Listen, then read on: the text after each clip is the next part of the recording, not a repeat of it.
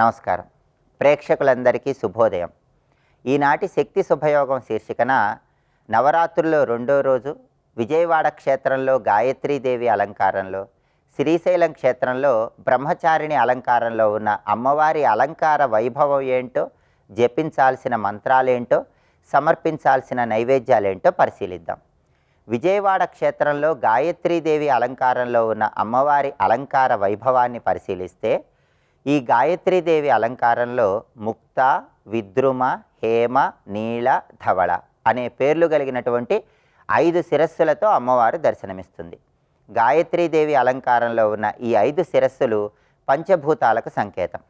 గాయత్రి అలంకారంలో అమ్మవారు 10 భుజాలతో దర్శనమిస్తుంది. ఈ 10 భుజాలు కూడా అన్ని దిక్కుల నుంచి వచ్చేటటువంటి శక్తిని బహిర్గతం చేస్తాయి. అలాగే అమ్మవారి అలంకారంలో అమ్మవారికి త్రినేత్రం కూడా ఉంటుంది. అమ్మవారికి ఉన్నటువంటి 3 నేత్రాలు శరీరము, మనస్సు, ప్రాణానికి సంకేతం. గాయత్రీ మాత మనకిచ్చే సందేశం ఏంటంటే, గాయంతాం త్రాయతీతి గాయత్రి. తనను గానం చేసే వాళ్ళను రక్షించేది గాయత్రీదేవి. వాగ్వై గాయత్రి, సాక్షాత్తు వాక్కు స్వరూపమే గాయత్రి అమ్మవారు. అలాగే గయలు అంటే ప్రాణాలు, మన ప్రాణాలను రక్షింపజేసే శక్తి గాయత్రి అమ్మవారికి ఉందని అర్థం. అలాగే గాయత్రి అమ్మవారిని సంధ్యా సమయంలో బ్రహ్మాది దేవతలందరూ కూడా పూజిస్తూ ఉంటారు. సంధ్యా సమయంలో గాయత్రీదేవి ఎరుపు రంగు వస్త్రాలు ధరించి, ఎర్రటి పుష్పాలను ధరించి, ఎర్రటి గంధాన్ని ధరించి బ్రహ్మాది దేవతలందరికీ దర్శనమిస్తుంది.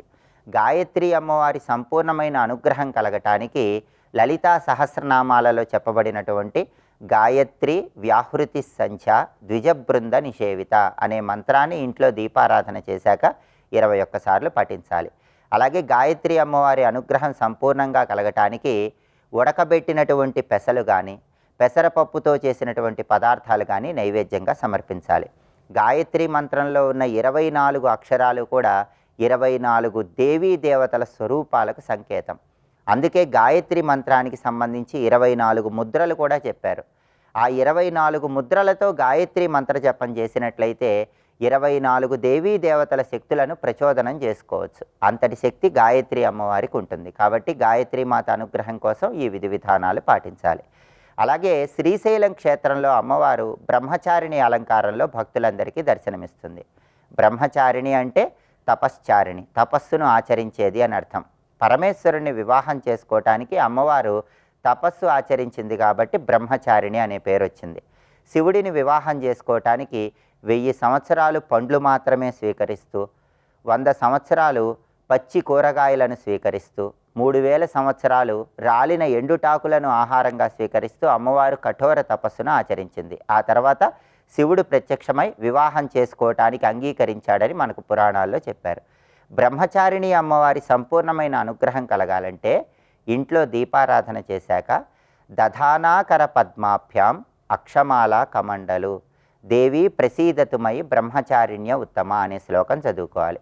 ఈ బ్రహ్మచారిణి అలంకారంలో అమ్మవారు కుడి చేతిలో జపమాల, ఎడమ చేతిలో కమండలము ధరించి భక్తులందరినీ అనుగ్రహిస్తుంది. బ్రహ్మచారిణి అమ్మవారి అనుగ్రహం కలగాలంటే అమ్మవారికి పులిహోరను నైవేద్యంగా సమర్పించాలి. ఇలా శ్రీశైలం క్షేత్రంలో బ్రహ్మచారిణి అలంకారంలో, విజయవాడ క్షేత్రంలో గాయత్రీదేవి అలంకారంలో ఉన్న అమ్మవారి అలంకార వైభవాన్ని తెలుసుకుంటూ శ్లోకాన్ని, మంత్రాన్ని పఠించడం, నైవేద్యాన్ని సమర్పించడం ద్వారా అమ్మవారి సంపూర్ణమైన అనుగ్రహానికి ప్రతి ఒక్కరూ సులభంగా పాత్రలు కావచ్చు. రేపటి శక్తి శుభయోగం శీర్షికన విజయవాడ క్షేత్రంలో అన్నపూర్ణాదేవి అలంకారంలో, శ్రీశైలం క్షేత్రంలో చంద్రఘంటాదేవి అలంకారంలో ఉన్న అమ్మవారి అలంకార వైభవం ఏంటో, జపించాల్సినటువంటి మంత్రాలు, శ్లోకాలేంటో, సమర్పించాల్సిన నైవేద్యాలేంటో, అలంకారాల్లో ఉన్న అంతరార్థం ఏంటో పరిశీలిద్దాం. నమస్కారం.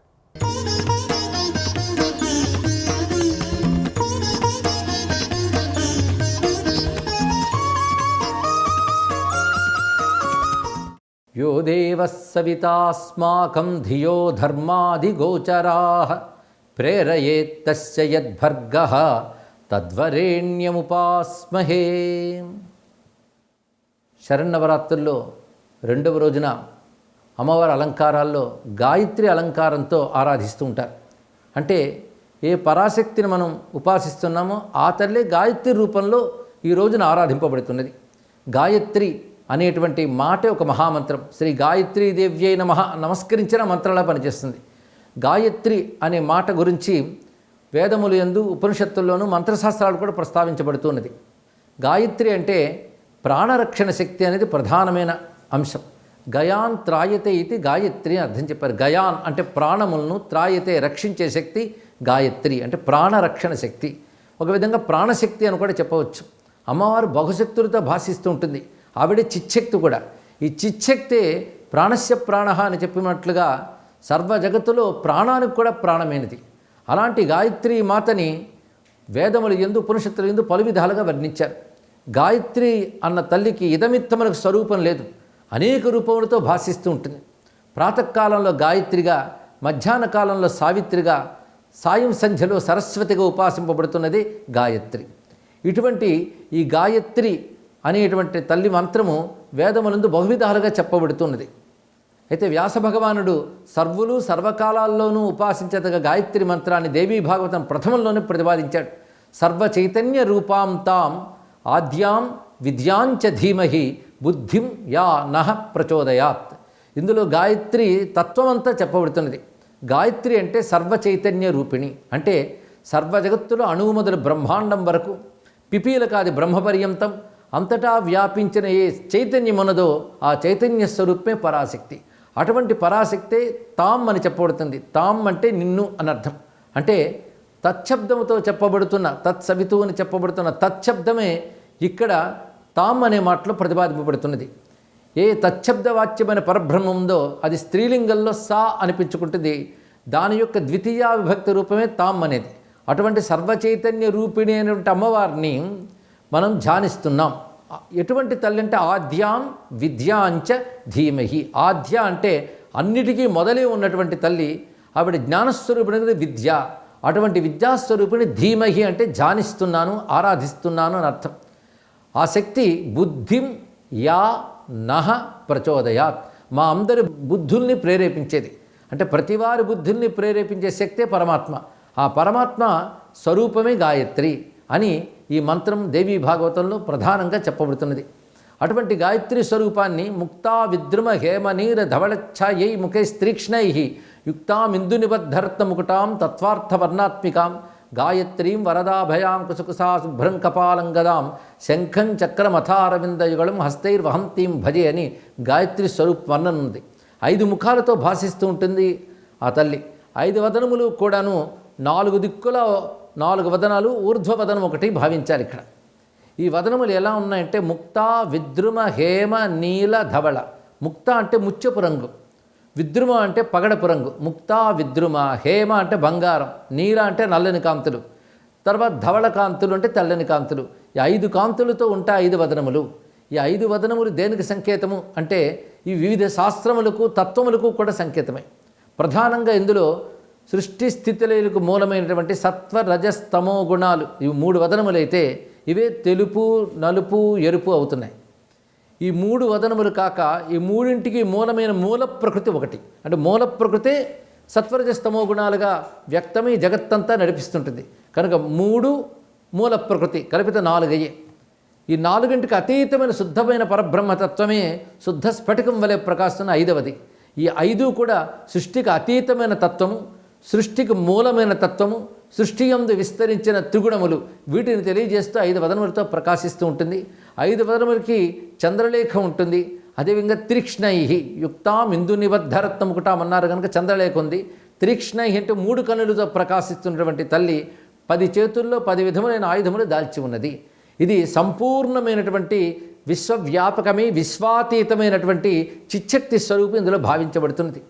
అదేవిధంగా ఈ స్వరూపంలో మరొక గొప్ప విశేషం ఏంటంటే ఇది వేదమాత అని చెప్పబడుతున్న స్వరూపం. వేదమాత అన్నప్పుడు వేదములన్నింటి యొక్క సమిష్టి స్వరూపం. సర్వమంత్రములు వేదములే, వేదముల నుంచే సర్వమంత్రములు వ్యక్తమయ్యాయి. అటువంటి సర్వ వేద మంత్ర జ్ఞాన స్వరూపిణి గాయత్రి మాత కనుక వేదమాత అని మరొక పేరు ఉంది. గాయత్రి ఛందసాం మాత. ఛందస్సులు అంటే వేదమంత్రములు, వేదమంత్రములకు తల్లి. అది గాయత్రి మాతను ఒక్కసారి నమస్కారం చేసుకుంటే సర్వమంత్ర శక్తులు మనకు లభించినట్లే. అటువంటి గాయత్రి వేదమాతగా కడుపు చల్లంగా వేదాలి కన్న తల్లి అంటాడు శ్రీనాథ మహాకవి. సర్వ వేదములను తన నుంచి ఉద్భవింపజేసినటువంటి వేదమాత గాయత్రి. ఈ తల్లి ధ్యానం మనకి జ్ఞానాన్ని, ప్రాణశక్తి, రక్షణను కూడా ప్రసాదిస్తున్నది. అటువంటి గాయత్రియే త్రిపదా గాయత్రి అని చెప్పబడుతూ 3 పాదములతో వ్యాపించి ఉంటుంది అన్నారు. త్రిపద అన్నప్పుడు రుక్కు, యజుస్సు, సామము ఈ 3 పదములుగా వ్యాపించినటువంటి వేదమాత త్రిపద అని చెప్పబడుతున్నది. ఈ త్రిపదయే త్రిపుర గాయత్రి, త్రిపుర లలితా మహాత్రిపుర సుందరి కూడా చెప్పబడుతున్నది. ఈ గాయత్రి వేదమాత గనక వేదములో చెప్పబడ్డ అన్ని అమ్మవారి రూపాలు గాయత్రి రూపాలే. ఆ గాయత్రీదేవి గురించే వేదమునందు లక్ష్మి, సరస్వతి, దుర్గా ఇత్యాది నామములని వేదములలో ప్రతిపాదింపబడుతున్నాయి. అలాగే మేధ, శ్రద్ధ అనే నామములు కూడా వేదములందు ఉన్నాయి. అంటే శక్తి యొక్క వివిధ నామములు వేదముల యందు కనబడుతున్నాయి. అజామేకాం లోహిత శుక్ల వక్ష్ణాం అనే మంత్రంలో కూడా మాయాశక్తి స్వరూపుడుగా అమ్మవారిని చూపించారు.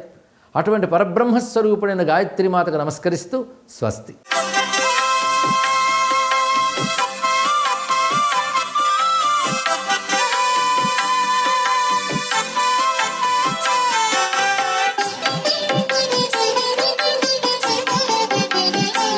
యా దేవీం సర్వభూతేషు మాతృరూపేణ సంస్థిత.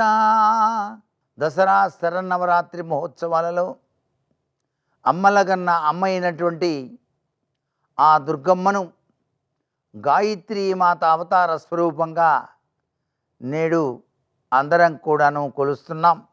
అమ్మవారి యొక్క అవతార స్వరూపంలో గాయత్రీ మాత వేదమాతగా కీర్తింపబడుతూ ఉన్నది. అందుచేత ముక్తా విద్రుమహేమ నీలధవళ ఛాయైర్ముఖై శ్రీక్షణై రుచాబిందు నిబద్ధరత్నమగుడాం తత్వార్థవర్ణాత్మికాం గాయత్రీం వరదాం భయాంకుశకశాస్మభ్రంక ఫాలం గదాం శంఖం చక్రమతారవింద యుగళం హస్తైర్వహంతీం భజే అంటూ గాయత్రీ మాతను మనం స్మరించినట్లయితే అన్ని మంత్రాలలోకెల్లా గొప్ప మంత్రం గాయత్రీ మాత మంత్రం.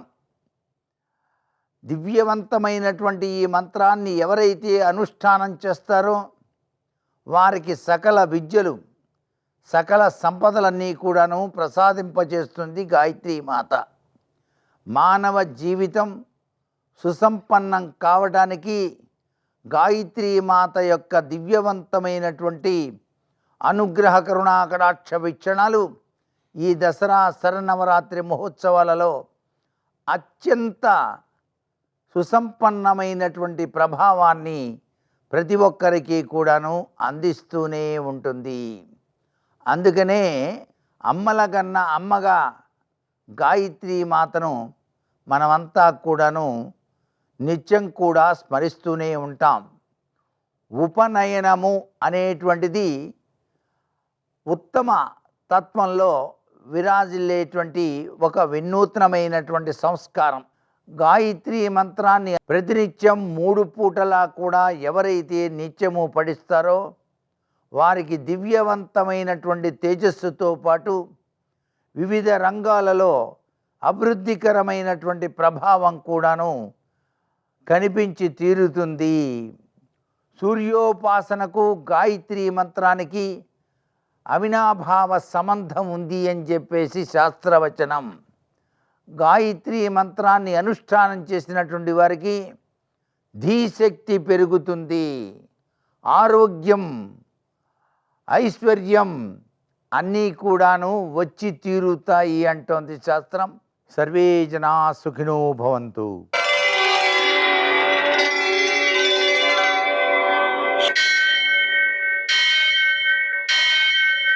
సహస్రశీరుషం దేవం విశ్వాక్షం విశ్వశంభువం విశ్వం నారాయణం దేవమక్షరం పరమం పదం విశ్వతః పరమాం నిత్యం విశ్వం నారాయణగుం హరిం విశ్వమేవేదం పురుషస్తద్విశ్వముపజీవతి పతిం విశ్వస్యాత్మేశ్వరం శాశ్వతం శివమచ్యుతం నారాయణం మహాజ్ఞేయం విశ్వాత్మానం పరాయణం. సూర్యశౌర్యమథేందురింద్ర పదవీ సన్మంగళం మంగళం. ముక్తా విద్రుమహేమనీలధవళఛాయైర్ముఖైస్త్రీక్షణైః యుక్తామిందునిబద్ధరత్నమకుటాంతత్వార్ధవర్ణాత్మికాం గాయత్రీం వరదాభయాంకుశ కషాః శుభ్రం కపాలం గదాం శంఖం చక్రమధారవిందయుగళం హస్తైర్వహంతీం భజే. నేటి కాలమాన విశేషాలని గమనిద్దాం. స్వస్తి శ్రీ చాంద్రమాన విశ్వావసనామ సంవత్సరం దక్షిణాయనం, శరదృతువు ఆశ్వయుజమాసం, శుక్లపక్షం మంగళవారం, సూర్యోదయం 6:08, సూర్యాస్తమయం 6:09. తిథి విధియ తెల్లవారుజామున 4:51 వరకు, నక్షత్రం హస్త మధ్యాహ్నం 1:41 వరకు, వర్జం రాత్రి 10:33 నుంచి 12:19 వరకు, దుర్ముహూర్తం ఉదయం 8:32 నుంచి 9:20 వరకు, మరల రాత్రి 10:56 నుంచి 11:44 వరకు, అమృతకాలం ఉదయం 7:07 నుంచి 8:52 వరకు, రాహుకాలం మంగళవారం కాబట్టి మధ్యాహ్నం 3 నుంచి 4:30 వరకు, అష్టకవర్గరీత్యా శుభప్రదమైన సమయం ఉదయం 11 గంటలకి. నేటి విశేషం నవరాత్రులలో 2వ శుభదివసం. ఈ సందర్భంగా మనం గాయత్రీదేవి యొక్క అవతారాన్ని భావన చేస్తూ ఉంటాం.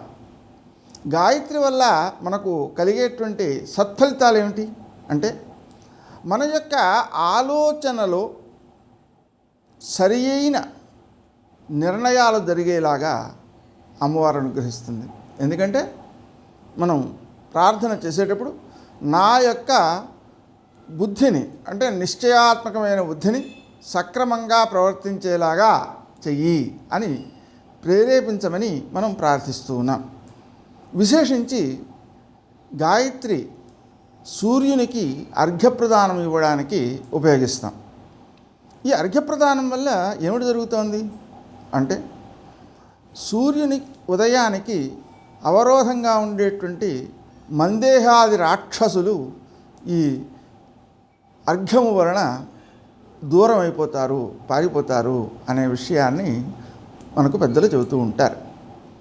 మనం గమనించాల్సిన విశేషం ఏంటంటే, సూర్యుడు అనుక్షణము ఉదయిస్తూనే ఉంటాడు. ఇక్కడ మరో పక్క దేశంలో, ఆ తర్వాత ఆ పక్క దేశంలో లాగా, అంటే నిరంతర ఉదయశీలి ఆయన. మరి ఈ మందేహాది రాక్షసులు ఎవరిని బాధిస్తున్నారు అంటే మన్నే బాధిస్తున్నాయి. ఇక్కడ మంద అంటే ఆలస్యం, బద్ధకం అన్నమాట. ఈహ అంటే కోరిక. ఈ రెండిటి వల్లనే అపరాధాలు, తప్పులు, పాపాలు జరుగుతూ ఉంటాయి, నేరాలు జరుగుతుంటాయి. కాబట్టి వాటిని మనం నివారించుకున్నట్లయితే మన యొక్క ఆధ్యాత్మిక చింతన ముందుకు సాగుతుంది. ఆ కారణంగా గాయత్రీదేవిని మనం ప్రార్థించడం జరుగుతుంది, అర్ఘ్యాలు ఇవ్వడం జరుగుతుంది. ఉదయం, మధ్యాహ్నం, సాయంకాలం ఆ గాయత్రీదేవి యొక్క ఆరాధన వలన అత్యధికమైన సత్ఫలితం సిద్ధిస్తుంది. దాంట్లో అతి ముఖ్యమైన సన్నివేశం ఏంటంటే, ఆ స్వామివారికి అర్ఘ్యం ఇచ్చి అటు తర్వాత ఈ ఆదిత్యుడే సాక్షాత్తు పరబ్రహ్మ అని గుర్తించి భావన చేసేటువంటి వ్యక్తి చేయగా చేయగా తానే పరబ్రహ్మస్వరూపుడవుతాడు అనేటువంటిది దీంట్లోని తాత్పర్యం. నేటి ఆణిముత్యాలు.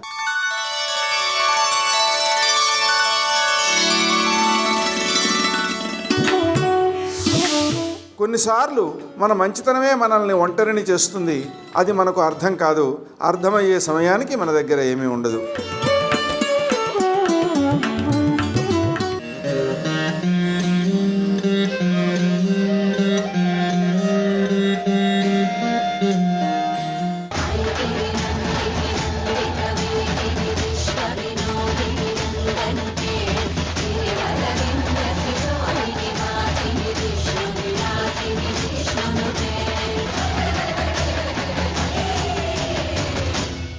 సమాజానికి సకల విద్యల్ని ప్రసాదించి జ్ఞాన జ్యోతుల్ని వెలిగించే విద్యాశక్తి గాయత్రీమాత. గాయత్రీమాత అనుగ్రహ తత్వం పలు పార్శ్వాలలో ప్రకటితమవుతుంది. ముక్త, విద్రుమ, హేమ, నీల, ధవళ అనే పంచముఖార విందాలతో ప్రకాశించే సంధ్యావందన అధిష్టాన దైవం గాయత్రీదేవి. పంచశక్తుల ఏకీకృత రూపమైన గాయత్రీదేవి సకల మంత్రాలకు తరగని పెన్నిధి. గాయత్రి మాత మనలో ప్రవహించే ప్రాణశక్తి, హృదయ కమలంలో వికసించే కమలవాసిని, బిందు త్రికోణమయంగా వర్ధిల్లే బిందుమాలిని, మూలాధార చక్రంలో గోచరమయ్యే మూల బ్రహ్మాత్మిక, మనోసీమల్లో చోదక శక్తి ఉండే మానసాదేవి. గాయంతాం రమతీతి గాయత్రి అనేది వేదోక్తి. గానం చేసిన వారిని అనగా తనని కీర్తించిన వారిని రక్షించేది గాయత్రీమాత. మనం మాట్లాడే వాక్కే గాయత్రి రూపం. సకల విద్యలకు సమున్నత రూపంగా, సర్వశాస్త్రాలకు సాకార తేజంగా గాయత్రీదేవి ప్రకటితమవుతోంది. విశ్వంలోని నిగూఢమైన విజ్ఞాన రహస్యాలన్నీ గాయత్రీదేవిలో నిక్షిప్తమై ఉంటాయి. ఓం బ్రహ్మాస్త్ర కుండికాహస్తం శుద్ధ జ్యోతి స్వరూపిణీ సర్వతత్వమయీం వందే గాయత్రీం వేదమాతరం. 5 ముఖాలతో, వరదాభయ హస్తాలతో కమలాసీనురాలే శరన్నవరాత్రులలో దివ్యాలంకార సంభరితంగా మాతేశ్వరి గోచరమవుతుంది. జపాలకు, తపాలకు, యజ్ఞాలకు, యాగాలకు ఇలా ప్రతి ఆధ్యాత్మిక ప్రక్రియకు మూలాధారం గాయత్రీమాత దివ్యస్వరూపమే. విజ్ఞాన ఘనరూపిణి అయిన గాయత్రి రూపాన్ని చేమంతులు, గులాబీలు, పారిజాతాలు, బిల్వదళాలు, నందివర్ధనాలు, కనకాంబరాలతో అష్టోత్తర సమన్వితంగా పూజించాలి. ఓం శ్రీ హంసరూపాయై నమః, ఓం శ్రీ వేదమాత్రే నమః, ఓం శ్రీ సావిత్రై నమః అనే నామాలు పఠించాలి. పెసరపప్పు, నెయ్యి, బియ్యం, మిరియాలు కలిపి ముద్గాన్నం తయారు చేసి గాయత్రీమాతకు నివేదన చేయాలి. ఆవు పాలలో చెరకు రసం, తేనె, బెల్లం కలిపిన మధురోదకాన్ని కూడా గాయత్రీమాతకు నివేదన చేయవచ్చు. సాత్వికమైన అన్న పదార్థాల్ని గాయత్రీమాతకు నివేదన చేయడం ద్వారా సాత్విక లక్షణాలు అలవడతాయి. అహంకారం తొలగి సౌమనస్యం ఏర్పడుతుంది. ఈర్ష్య, అసూయలు నివారణ చెంది ప్రేమాస్పద భావనలు ప్రకటితమవుతాయి. గాయత్రీదేవి చిత్రపటానికి తెల్లటి పుష్పమాలికను అలంకరించాలి.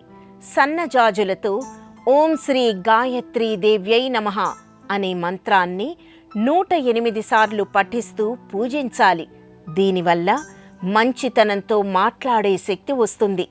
గాయత్రీదేవికి ఆవు నెయ్యి కలిపిన అన్నాన్ని నివేదించి ప్రసాదంగా పంచిన వారికి కార్యానుకూలత ఏర్పడుతుంది.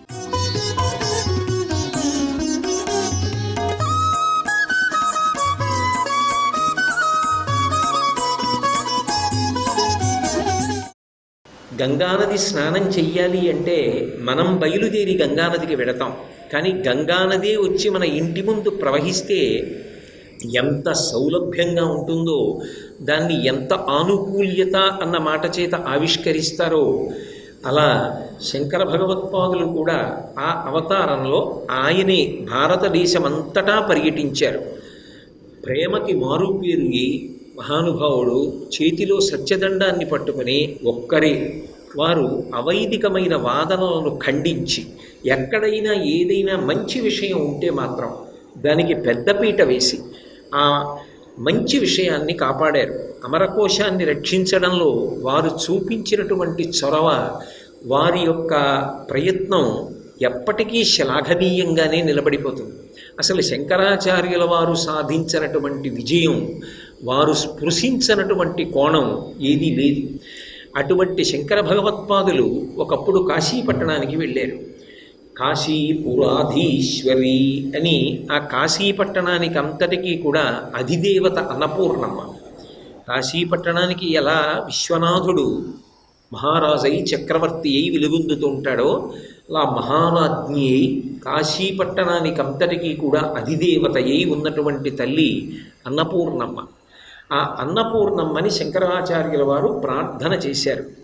ఆ ప్రార్థన చేసినదే అన్నపూర్ణ స్తుతి అన్న పేరుతో లోకంలో ప్రచారంలో ఉంది.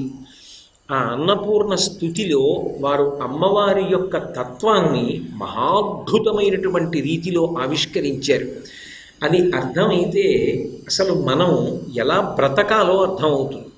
అసలు అమ్మవారిని అర్థం చేసుకోవడం అంటే మన జీవితాన్ని మనం సంస్కరించుకోవడం. అంత పరమాద్భుతమైనటువంటి స్తుతిని చేశారు. అది అన్నపూర్ణ స్తుతి అంటారు. శంకర భగవత్పాదులు సన్యాసి, వారు సన్యాసాశ్రమ స్వీకారం చేసినవారు కాబట్టి వారు శరీర పోషణార్థం ఏ ఇంటి ముందైనా నిలబడితే భిక్ష అడగవలసి ఉంటుంది. బ్రహ్మచారి, సన్యాసి వీళ్ళిద్దరూ భిక్ష స్వీకరిస్తారు. వారు ఉన్నటువంటి ఆశ్రమ ధర్మాన్ని వారు పాటించాలి. వారు జగద్గురువులు. వారు లోకమునకు ధర్మాన్ని నేర్పడం కోసం వచ్చినవారు. అందుకే వారు ఆ ధర్మ చట్రంలో ఇమిడేటట్టుగా అన్నపూర్ణమ్మ దగ్గరికి వెళ్ళి అమ్మని పిలిచారు. అమ్మని పిలవడానికి అమ్మ ఎంత గొప్పది కానివ్వండి, ఎంత గొప్ప విశేషణం వేసి పిలిచినా అది అమ్మతనానికి అవమానమే. అమ్మని అమ్మా అని నోరారా పిలిస్తేనే అందులో అందమంతా నిబిడీకృతమవుతుంది. అందుకే మాతా అన్నారు. అమ్మా అన్నపూర్ణేశ్వరి. ఎవరి మీద స్తుతి? లోకానికి తెలియాలి కాబట్టి మాతా అన్నపూర్ణేశ్వరి అంటూ ఎవరావిడ అంటే కాశీపురాధీశ్వరి. కాశీపట్టణంలో విశ్వనాథలింగం ఎక్కడుందో అక్కడే దశాశ్వమేధ ఘాట్కి దగ్గరలో అదే సందులో అన్నపూర్ణమ్మ యొక్క దేవాలయం కూడా ఉంది. ఆ అన్నపూర్ణమ్మని పిలుస్తూ భిక్షాందేహి, అమ్మ నాకు భిక్షని కటాక్షించు అన్నారు. ఈ శ్లోకాన్ని మొట్టమొదట చదివినప్పుడు మనకేమనిపిస్తుందంటే, నేను విడితే అన్నపూర్ణమ్మ ముందు నించుని అమ్మా నాకు జీవితాంతం అన్నపానాదులకు లోటు రాకుండా నన్ను అనుగ్రహించు అని ఎలా అడుగుతానో శంకరులు కూడా అలాగే భిక్ష అడిగారు అని అనిపిస్తుంది. కానీ శంకర భగవత్పాదులు జగద్గురువులు, లోకమునకు దార్శనికులు, మార్గమును చూపించిన వారు, దేశికులు, దిశానిర్దేశము చేసిన మహాపురుషులు.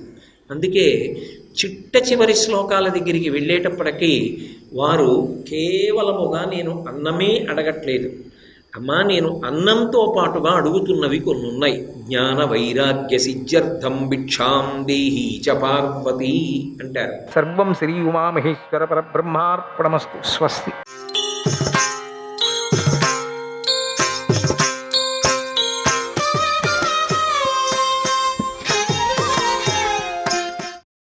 శ్రీమాత్రే నమః. చింతితఫలపరిపోషణ చింతామణిరేవ కాంచినిలయామే. చిరతర సుచరిత సులభా చిత్తం శిశిరయతు చిచ్చుధాధారా. కోరిన కోర్కెలన్నిటినీ ఇవ్వటంలో చింతామణి అయి ఉన్నది. కాంచీపురంలో నివసిస్తూ ఉన్నది. ఎంతో కాలంగా చేస్తున్న సత్కర్మలకు సులభంగా లభించే తల్లి, చైతన్యామృత ప్రవాహరూపిణి అయిన జగన్మాత నా యొక్క మనస్సును చల్లపరచుగాక. ఆ శ్రీమాతకు అమ్మవారికి నమస్కారము. నిన్నటి రోజున మనం దేవీ భాగవత పురాణం వినటానికి, ఆ పురాణాన్ని వినటానికి, చదవటానికి గల నియమాలను తెలుసుకున్నాం కదా. ఈ రోజున మనం దేవీ భాగవతం ఎలా అవతరించిందో తెలుసుకుందాం. పూర్వం వ్యాసుడికి ఆయన పుత్రుడైన శుకుడికి ఇలా ఒక చర్చ జరిగింది.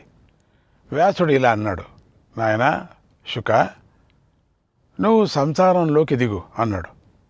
దానికి శుకుడు, నాన్నగారు నాకు సంసారంలోకి దిగటమన్నా మళ్ళీ జన్మమెత్తటమన్నా చాలా భయం. జన్మల్లోకెల్లా మానవ జన్మం దొరకటం మహా కష్టం. అందులోనూ కర్మభూమిలో ఉత్తమ జన్మం లభించటం మరీ కష్టం. బద్ధోహమితి మే బుద్ధి నాప సర్పతి చిత్తతః. బద్ధోహమితి మే బుద్ధి నాప సర్పతి చిత్తతః. నేను వేరు, బ్రహ్మము వేరు అనే భేదభావంతో నేను బద్ధుడిని అయిపోయాను. నన్ను ఈ భేదబుద్ధి విడవటం లేదు నాకు. ఈ సంసార వాసన ముసలితనంలో కూడా విడిచిపెట్టకుండా ఉంటుంది. అందువల్ల నాకు ఆ సంసార గొడవ చెప్పకండి అన్నాడు. ఆ మాటలు వ్యాసుడు విని శుకుడితో, పుత్ర, నేను అమ్మ కథను వ్రాశాను, అదే దేవీ భాగవతం. దానిని మునులందరూ మెచ్చుకున్నారు. అందులో సత్యమైన విషయాలున్నాయి. అది సమస్త పాపాలను పోగొడుతుంది, దుఃఖాన్ని పోగొడుతుంది, కోరికలను తీరుస్తుంది, శుభాలను ప్రసాదిస్తుంది. నీకు సంసార బాధలంతా తొలగిపోతాయి. సదసత్ జ్ఞాన విజ్ఞానం శృతమాత్రేణ జాయతే ఏన భాగవతేనేహ తత్పటత్వం మహామతే. ఓ బుద్ధివంతుడా, ఆ దేవీ భాగవతాన్ని ఒక్కసారి వినటంతోనే జ్ఞానము విజ్ఞానము కలుగుతాయి. ఏది నిత్యమైనది, ఏది అనిత్యమైనది అనేది తెలుస్తుంది. కనుక నువ్వు దానిని శ్రద్ధాభక్తులతో పఠించు. నీకు జ్ఞానం లభిస్తుంది, ముక్తి కూడా లభిస్తుంది అని ఇలా చెప్పాడు. పూర్వం ప్రళయ సముద్రం మధ్యలో ఒక్క మర్రి ఆకు మీద ఒక బాలుడు కుడికాలి బొటన వ్రేలిని నోట్లో పెట్టుకొని పడుకున్నాడు. ఆ బాలుడే శ్రీహరి. అతడు కళ్ళు తెరిచి, అరే, నేనెవరిని, నేనెందుకు బాలుడిగా ఉన్నాను, నా గురించి నాకేలా తెలుస్తుంది, నన్నెవరు ఇలా చేశారు అని బాగా ఆలోచిస్తున్నాడు. అప్పుడు పరాశక్తికి అతడి మీద దయ కలిగింది. శ్లోకార్థేన తయా ప్రోక్తం భగవత్యాఖిలార్తదం సర్వం కల్విదమేవాగం నాణ్యదస్తి సనాతనం. ఈ ఒక శ్లోకంలో సగభాగంతోనే ఇలా సమాధానం చెప్పింది. ఇదంతా నేనే, నాకన్నా సనాతనమైనది ఏదీ లేదు, దీన్ని తెలుసుకుంటే నన్ను తెలుసుకున్నట్లే అంది. అప్పుడు విష్ణువు వెంటనే, ఇప్పుడు నాతో ఎవరు మాట్లాడారు, ఈ గొంతు స్త్రీదా, పురుషుడిదా, నపుంసకుడిదా, ఎవరిది అని అర్ధశ్లోకంలో నిండినటువంటి భాగవత భావాన్నే మనస్సులో స్మరించాడు. తదా శాంతా భగవతి, తదా శాంతా భగవతి ప్రాదురాస చతుర్భుజ శంఖచక్ర గదా పద్మ వరాయుధరా శివ. అప్పుడు ఆ భగవతీదేవి శాంత స్వరూపంతో విష్ణువు ఎదుట ప్రత్యక్షమైంది.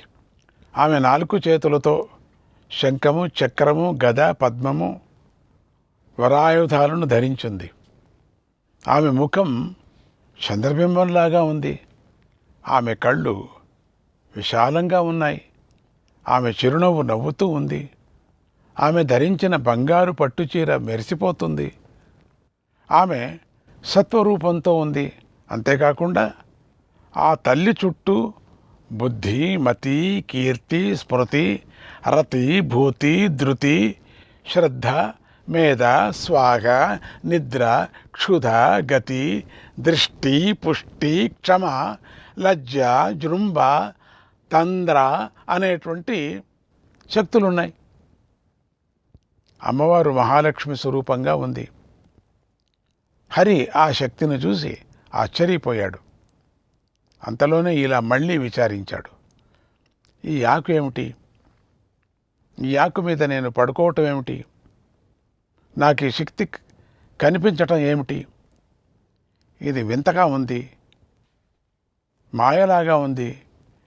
ఇది కళ లేదా ఈమె నా కన్నతల్ల అని అనుకుంటూ చుట్టూ చూస్తూ ఉండగా ఆ శక్తి హరి వద్దకు వచ్చి చిరునవ్వు నవ్వుతూ ఇలా అంది, ఓ శ్రీహరి, మాయాదేవి ప్రభావం వల్ల నిన్ను నువ్వు మర్చిపోయావు. ప్రళయ సమయంలో ఆ మహాశక్తి నిర్గుణ రూపిణిగా ఉంటుంది, తేజోమయంగా ఉంటుంది. ఆమెకు నేను సగుణాకారం కలవాళ్ళం అందరూ కూడా. నువ్వు సాత్వికుడివి, నేను సాత్వికిని. నీ నాభికానంలోంచి బ్రహ్మదేవుడు రజోగుణంతో పుడతాడు, సమస్త లోకాలు సృష్టిస్తాడు. అలాగే అతడి నుదురు నుండి తామస గుణాలతో రుద్రుడు పుడతాడు. ఆ తర్వాత బ్రహ్మదేవుడు సృష్టిని తయారు చేస్తాడు, దానిని నువ్వు పరిపాలిస్తావు. రుద్రుడు దానిని హరిస్తాడు. ప్రపంచాన్ని రక్షించే బాధ్యత నీకు ఉంది కదా. అప్పుడు నీకు సహాయం అవసరం, నా అండ నీకు అవసరం. నేను సత్వశక్తిగా ఉండి నీకు సహాయం చేస్తాను. అందుచేత నన్ను నువ్వు స్వీకరించు. నేను నీ వక్షస్థలం మీద ఎప్పుడూ ఉంటాను అంది. అప్పుడు శ్రీహరిదేవి, నువ్వు కనిపించే ముందుగా నాకొక శ్లోకం వినిపించింది. అదెందుకు వినిపించింది? దాన్నెవరు నాకు చెప్పారు? నాకు ఆ విషయం చెప్పు అని అడిగాడు. అందుకు మహాలక్ష్మీదేవి నవ్వి, ఓ శ్రీహరి, ఆ మాట చెప్పింది ఆది పరాశక్తి. నీ కంటికి సాకారంగా కనిపిస్తున్న నన్ను తెలుసుకుంటావు, కానీ నిరాకారంగా ఉన్న పరాశక్తిని నువ్వే కాదు ఇంకెవరూ కూడా తెలుసుకోలేరు, ఆమెను పొందలేరు. అందుకే ఆ తల్లి నీకన్నా ఒక పరదేవత ఉంది, అది నేనే అని తెలుసుకోవటానికే అర్ధశ్లోకాన్ని వినిపించింది. ఇదంతా నేనే, నాకన్నా సనాతనమైనది ఏదీ లేదు. దీనిని తెలుసుకుంటే నన్ను తెలుసుకున్నట్లే అనే దేవీ భాగవత మంత్రాన్ని ఉపదేశించింది. ఇదే సత్యం, దీన్ని నువ్వు విశ్వసించు. నీ మీద ప్రేమతో ఆ పరాశక్తి ఈ మహావాక్యాన్ని నీకు ఉపదేశించింది, నీ మేలు కోరి పలికింది. ఆ పరంజ్యోతికి నీ మీద పరిపూర్ణ దయ ఉంది. ఆ మహావాక్యము వేదసారము. దేవీ భాగవతమంతా ఆ మహావాక్యంలోనే ఉంది. ఆ మహావాక్యమే తెలుసుకోవలసింది ఉంది. ఆ మహావాక్యమే శుభమైనది, పుణ్యకరమైనది. దానికన్నా తెలుసుకోవలసింది ఈ మూడు లోకాల్లోనూ లేదు. నువ్వు ఆ పరాశక్తికి ఇష్టమైన వాడివి. ఆమె దేవీ భాగవతాన్ని నీకు ఇచ్చింది కనుక రక్షణీయం సదా చిత్తే న విస్మార్యం కదాచన. రక్షణీయం సదా చిత్తే న విస్మార్యం కదాచన. ఆ మహావాక్యాన్ని ఎప్పుడూ నీ మనస్సులో ఉంచుకో. దాన్ని ఎప్పుడూ మరిచిపోకు. మననం చేస్తూనే ఉండు, ధ్యానిస్తూ ఉండు, పఠిస్తూ ఉండు. దానివల్లనే నీ కోరికలన్నీ సిద్ధిస్తాయి అని పరాశక్తి నీకు ఉపదేశించింది అన్నది లక్ష్మీదేవి. తర్వాత శ్రీహరి మనస్సులో ఇదంతా నేనే, నాకన్నా సనాతనమైనది ఏదీ లేదు, దీన్ని తెలుసుకుంటే నన్ను తెలుసుకున్నట్లే అనే మహావాక్యాన్ని భావన చేస్తూ శక్తిని పొంది మధుకైటవులను సమధించాడు. తర్వాత ఆయన ఈ మంత్రాన్ని బ్రహ్మదేవుడికి ఉపదేశించాడు. బ్రహ్మదేవుడు నారద మహర్షికి ఉపదేశించాడు. ఆయన నాకు ఈ మంత్రాన్ని ఉపదేశించాడు. దానినే నేను దేవీ భాగవత పురాణంగా రచించాను. అందుచేత ఈ దేవీ భాగవత పురాణం జ్ఞానాన్ని ప్రసాదిస్తుంది, మోక్షాన్ని ప్రసాదిస్తుంది, శాంతినిస్తుంది, పుణ్యాన్ని ఇస్తుంది, శుభాలను ఇస్తుంది, ఆయుస్సునిస్తుంది, సందేహాలను తొలగిస్తుంది, ముక్తిని కూడా ప్రసాదిస్తుంది. అందుచేత అమ్మవారు పలికిన మహావాక్యమైన ఈ దేవీ భాగవతాన్ని నువ్వు చదువు, మోక్షము నీ చేతుల్లో ఉంటుంది అని వ్యాసభగవానుడు శుకుడికి ఈ దేవీ భాగవతాన్ని ఉపదేశించాడు. ఈ విధంగా దేవీ భాగవతం అవతరించింది. కనుక శ్రీ మహావిష్ణువులాగానే మీరు కూడా దీనిని మనస్సులో ధరించి భావన చేయండి. ఇదంతా నేనే, నాకన్నా సనాతనమైనది ఏదీ లేదు, దీన్ని తెలుసుకుంటే నన్ను తెలుసుకున్నట్లే అనే మహావాక్యం మీదే మనస్సు పెడితే, ఆ వాక్యం మీదే మనసు పెట్టాలా, మనము చెప్పుకున్న ఫలాలన్నీ మీకు లభిస్తాయి. పరాశక్తి అనుగ్రహం మీపై ప్రసరించుగాక అని ఆశీర్వదిస్తూ శ్రీమాత్రే నమః. सदा स्पंदे जो चिदाकाशे जो चिरं दिव्यसि जो सदानन्दे जो सदा स्पंदे जो चिदाकाशे जो चिरं दिव्यसि जो चिरं दिव्यसि जो चिरं दिव्यसि जो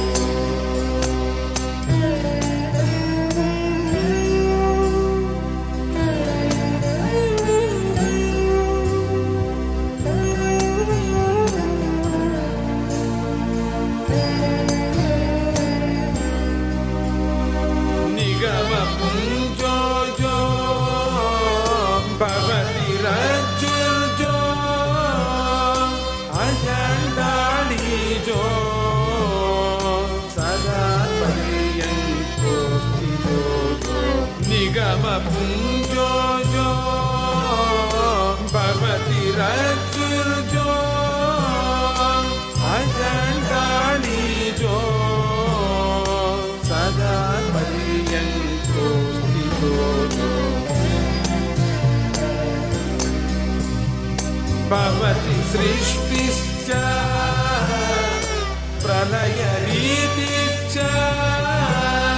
भवति सृष्टिश्च प्रलयरीतिश्च शिवे यातां जो तथा यातं च शिवे यातां जो तथा यातं च दोलाया दोलाया सदानन्दे